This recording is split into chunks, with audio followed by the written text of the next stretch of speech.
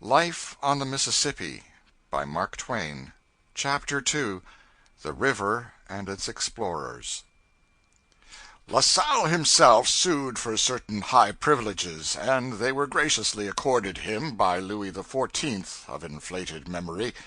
Chief among them was the privilege to explore far and wide, and build forts, and stake out continents, and hand the same over to the king, and pay the expenses himself, receiving in return some little advantages of one sort or another, among them the monopoly of buffalo hides.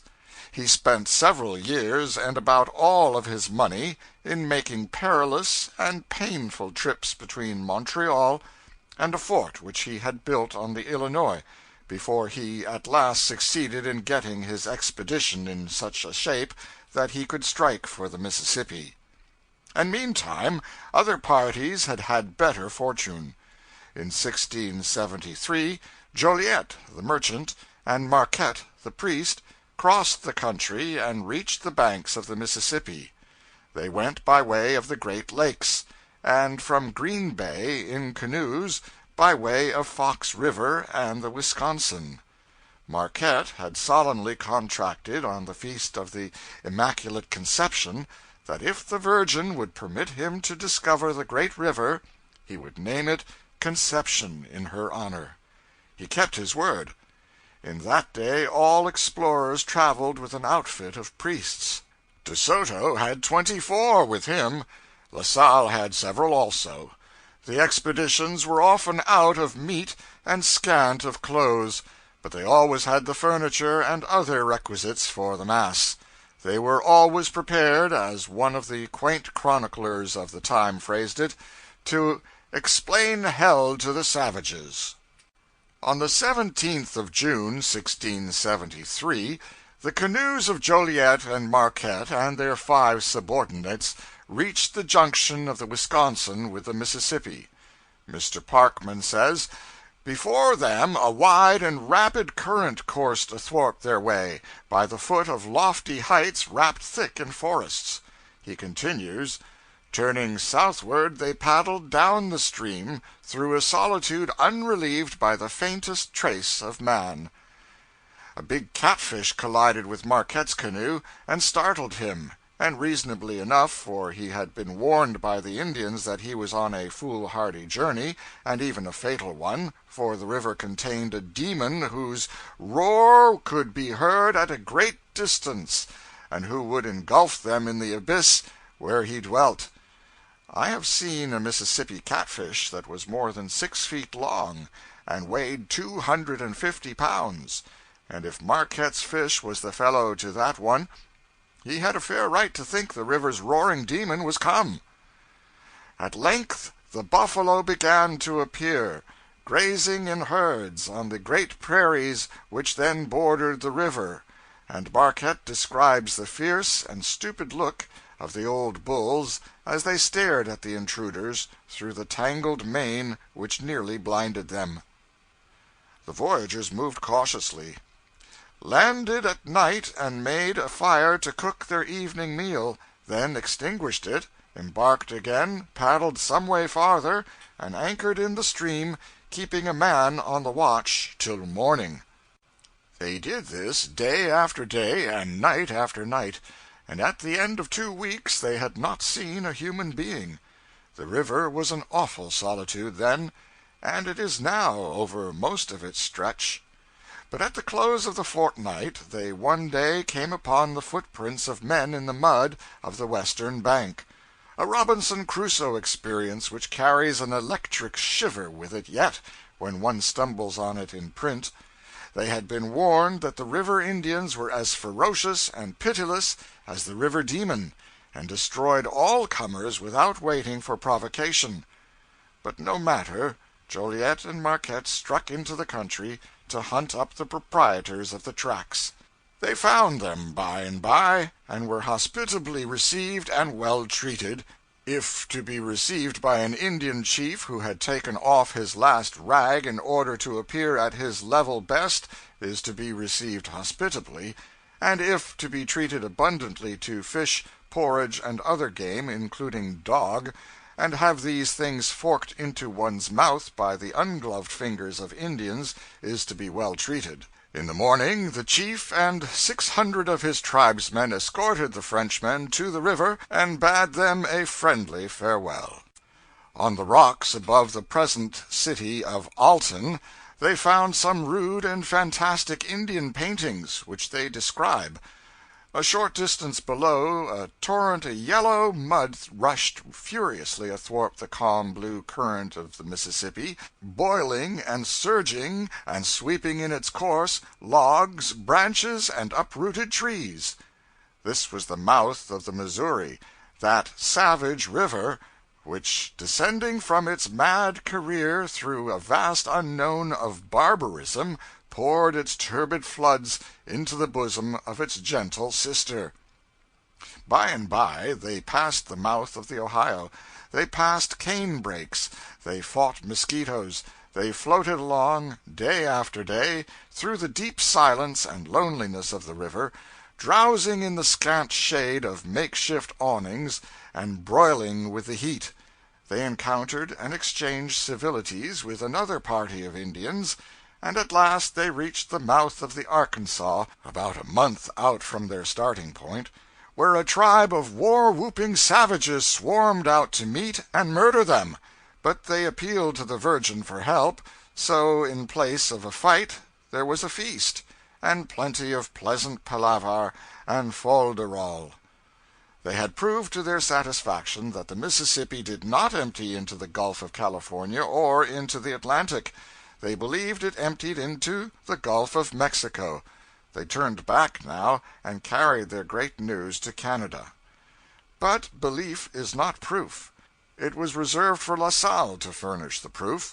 He was provokingly delayed by one misfortune after another, but at last got his expedition under way at the end of the year 1681. In the dead of winter, he and Henri de Tonty, son of Lorenzo Tonty, who invented the tontine, his lieutenant, started down the Illinois with a following of 18 Indians brought from New England and 23 Frenchmen. They moved in procession down the surface of the frozen river on foot, and dragging their canoes after them on sledges. At Peoria Lake they struck open water, and paddled thence to the Mississippi, and turned their prows southward. They plowed through the fields of floating ice, past the mouth of the Missouri, past the mouth of the Ohio by and by, and gliding by the wastes of bordering swamp, landed on the 24th of February near the 3rd Chickasaw Bluffs, where they halted and built Fort Prudhomme. Again, says Mr. Parkman, they embarked, and with every stage of their adventurous progress the mystery of this vast new world was more and more unveiled. More and more they entered the realms of spring, the hazy sunlight, the warm and drowsy air, the tender foliage, the opening flowers betokened the reviving life of nature.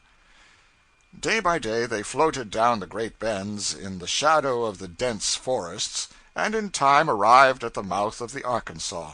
First they were greeted by the natives of this locality as Marquette had before been greeted by them, with the booming of the war drum and the flourish of arms. The Virgin composed the difficulty in Marquette's case. The pipe of peace did the same office for La Salle.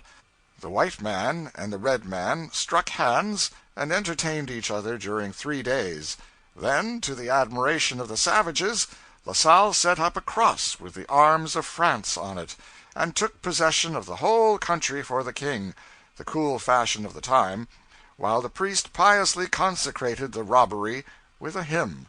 The priest explained the mysteries of the faith by signs for the saving of the savages, thus compensating them with possible possessions in heaven for the certain ones on earth which they had just been robbed of. And also by signs La Salle drew from these simple children of the forest acknowledgments of fealty to Louis the Putrid over the water. Nobody smiled at these colossal ironies. These performances took place on the site of the future town of Napoleon, Arkansas, and there the first confiscation cross was raised on the banks of the great river. Marquette's and Joliet's voyage of discovery ended at the same spot, the site of the future town of Napoleon. When De Soto took his fleeting glimpse of the river, away back in the dim early days, he took it from that same spot, the site of the future town of Napoleon, Arkansas. Therefore, 3 out of the 4 memorable events connected with the discovery and exploration of the mighty river occurred, by accident, in one and the same place. It is a most curious distinction, when one comes to look at it and think about it. France stole that vast country on that spot, the future Napoleon, and by, Napoleon himself was to give the country back again, make restitution, not to the owners, but to their white American heirs. The voyagers journeyed on, touching here and there, passed the sites since become historic of Vicksburg and Grand Gulf, and visited an imposing Indian monarch in the Teche country, whose capital city was a substantial one of sun-baked bricks mixed with straw, better houses than many that exist there now. The chief's house contained an audience room 40 feet square, and there he received Tonty in state, surrounded by 60 old men clothed in white cloaks. There was a temple in the town, with a mud wall about it ornamented with skulls of enemies sacrificed to the sun. The voyagers visited the Natchez Indians, near the site of the present city of that name, where they found a religious and political despotism, a privileged class descended from the sun, a temple, and a sacred fire. It must have been like getting home again. It was home with an advantage, in fact, for it lacked Louis XIV. A few more days swept swiftly by, and La Salle stood in the shadow of his confiscated cross at the meeting of the waters from Delaware, and from Itasca, and from the mountain ranges close upon the Pacific, with the waters of the Gulf of Mexico, his task finished, his prodigy achieved.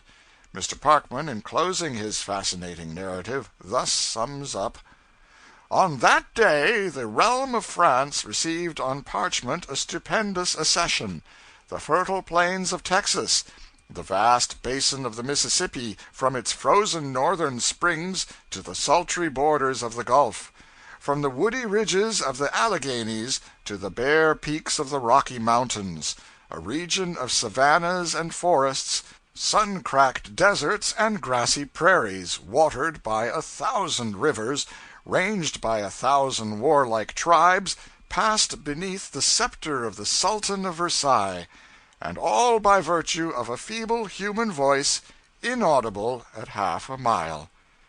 End of chapter 2.